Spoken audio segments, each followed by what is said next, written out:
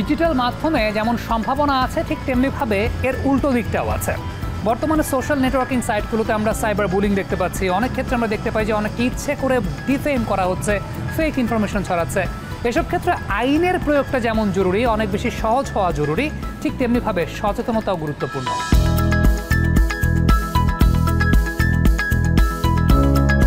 2003 সাল থেকে 2025 সাল পর্যন্ত যেই পরিমাণ আত্মহত্যা হয়েছে তার মধ্যে মানে সাউথ এশিয়ার মধ্যে তার 82% হয়েছে সাইবার বুলিংয়ের কারণে। কোনো না কোনোভাবে হয়তো কোনো সোশ্যাল মিডিয়ার মাধ্যমে তাদেরকে নিয়ে মিম বানানো হয়েছে।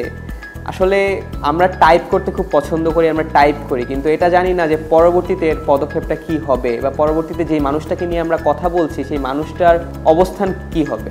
বর্তমানে সাইবার বুলিংটা হচ্ছে সবচেয়ে বড় একটা প্রবলেমের মধ্যে একটা, আমি বলবো যে সাউথ এশিয়ার মধ্যে সাইবার বুলিং নিয়ে আমরা কাজ করে যাচ্ছি। এবং বিগত সরকারের আমলে সাইবার বুলিং নিয়ে যারা কাজ করা হয়েছিল, বিভিন্ন অ্যাওয়ারনেস করা হয়েছিল, কিন্তু আসলে তাদের অ্যাওয়ারনেস হয়েছিল কম আর পার্সোনাল ডেভেলপমেন্ট হয়েছিল বেশি। তো ওইটা থেকে আমরা এখন চাচ্ছি আমাদের যে main platform society for humanity development over the world, ওটার আরেকটা প্ল্যাটফর্ম হচ্ছে অভয়। আমরা অভয়কে নিয়ে সাইবার অ্যাওয়ারনেস নিয়ে কাজ করে যাচ্ছি, যেখানে হচ্ছে save the children, save the women, save the cyber, এগুলো নিয়ে কাজ করে যাচ্ছি, অ্যাওয়ারনেস নিয়ে কাজ করে যাচ্ছি। আসলে 2025 সালে এসেও যখন সাইবার অ্যাওয়ারনেসে বাংলাদেশ পিছিয়ে আছে, এটা আমি বলবো যে আমাদের জন্যই কিছুটা হচ্ছে হতাশাজনক।